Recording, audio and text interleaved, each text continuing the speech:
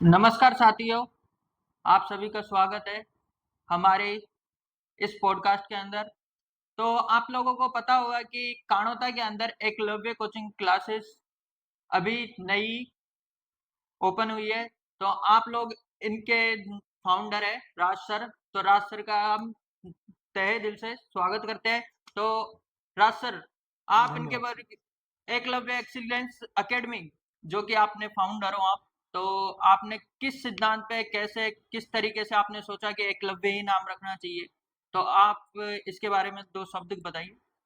तो सबसे पहले तो मैं सभी विद्यार्थियों को नमस्कार करना चाहता हूँ और आशा करता हूँ आप सभी लोग खुश रहेंगे और आपकी तैयारी बहुत अच्छी चल रही होगी। बाकी का सर का जैसे फर्स्ट क्वेश्चन है कि आपने एकलव्य नाम ही क्यों लिया, तो मैंने ये नाम क्यों लिया क्योंकि एकलव्य क्या है कि कंपटीशन के अंदर एक बच्चा बहुत मेहनत करता है और मेहनत करने के साथ साथ जैसे मेरिट में रह रहा है, फाइनल लिस्ट में रह रहा है, तो वो बच्चे को क्या है कि अपनी मेहनत का पूरा फल नहीं मिल रहा।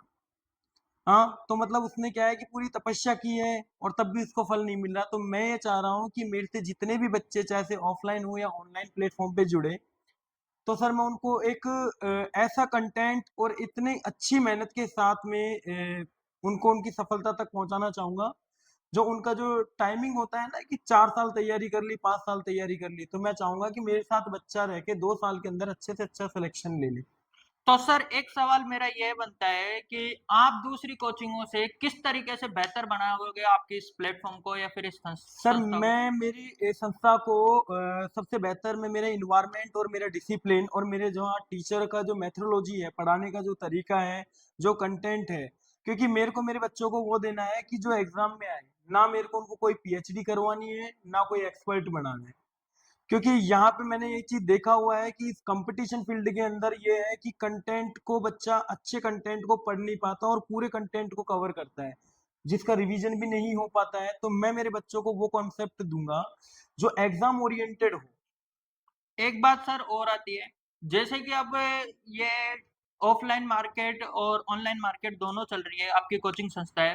तो उनके अंदर कई बच्चे ऐसे बोलते हैं कि महंगाई ज्यादा है, उसके हिसाब से कि लाइब्रेरी के अंदर जाके हम ऑनलाइन कंटेंट ले ले या फिर ऑनलाइन बैच ले ले। तो आप इसको फिर एक ऑफलाइन के माध्यम से और ऑनलाइन के माध्यम से कैसे बेहतर करेंगे सर? मैं सर एक तो लाइब्रेरी है, मैं इनका खंडन यूं करना चाहूंगा। मैं इनके ऊपर एक चीज बोलूंगा कि जैसे लाइब्रेरी उन बच्चों के लिए है जिनका सिलेबस हो चुका है और उनको रिवीजन की रिक्वायरमेंट है, उनके पास एक कहते हैं ना कि स्पेस नहीं हो, चाहे से घर में या फिर रूम पे नहीं हो।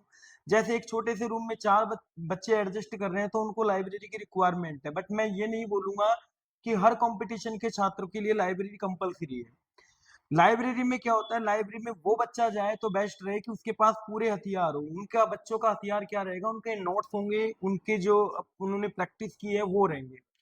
बाकी बच्चा क्या करता है कि लाइब्रेरी में जाते ही सीधा क्या करता है, एक सीनियर के चपेट में आ जाता है और वहीं से उसको क्या कर दिया जाता है कि डिमोरलाइज कर दिया जाता है कि यहाँ से ये पढ़ लो। पर बात बच्चे के अंदर इतना स्टडी स्टैंडर्ड नहीं है कि वो 5 घंटे तक रेगुलर क्लास ले सके, और वो आता है ऑफलाइन से।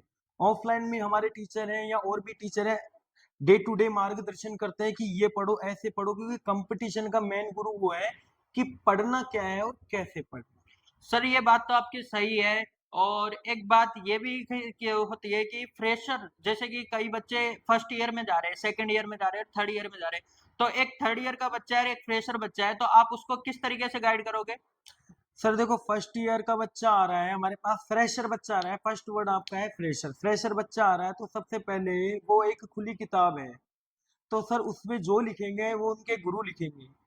तो सर बात ये चीज है कि उनको सबसे पहले बेसिक कॉन्सेप्ट दो जिनसे उनकी कैलकुलेशन बढ़े।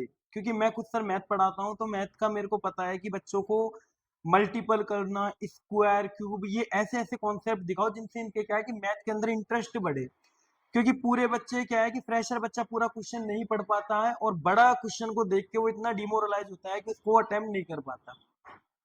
तो उसके लिए क्या है कि उनको बेसिक कॉन्सेप्ट में मैं ज्यादा वो करूंगा, और जो कि बेसिक कॉन्सेप्ट आपको पता है, चाहे से यूट्यूब हो या ऑनलाइन हो, बेसिक कॉन्सेप्ट एक मिल नहीं पाता बच्चों को, और वो मिलता है ऑफलाइन कोचिंग में। धन्यवाद सर। अगले पॉडकास्ट के अंदर हम जल्दी मिलेंगे। सर का स्वागत रहेगा और सर ऐसे ही निरंतर आपको निरंतर गाइड करते रहेंगे। और ऑनलाइन के लिए क्या ऑन ऑफर दे रहे हैं? और एक लास्ट जाते जाते एक सवाल और है कि ऑनलाइन के लिए आपकी छोटी सी सलाह, ऑनलाइन बेटर है ऑफलाइन बेटर है सर? एक छोटी सी सलाह और देना सर। देखो सर, ऑनलाइन जैसे यदि आपने फ्रेशर बच्चा बताया तो ऑनलाइन के लिए मैं बेटर नहीं मानूंगा, क्योंकि जो फ्रेशर बच्चा है वो बहुत चीज सीखता है।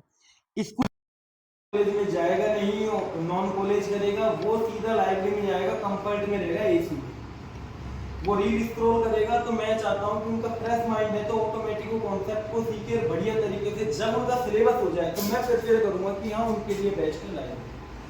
अब रही बात सर ऑनलाइन के लिए आप बता रहे हो, तो हमारे लिए, हम ऑनलाइन के लिए एक बहुत ही बिग सरप्राइज हमारे बच्चों को रेलवे के लिए देना चाहेंगे। उसके लिए हमारी जो फैकल्टीज है, हमारी जो टीम है, वो रेगुलर वर्क कर रही है। बहुत अच्छा हम क्या करेंगे बच्चों के लिए देंगे, क्योंकि आगामी जो रेलवे के पेपर आ रहे हैं उनके लिए हम बहुत अच्छा धमाका यूट्यूब पे लाने वाले हैं। धन्यवाद।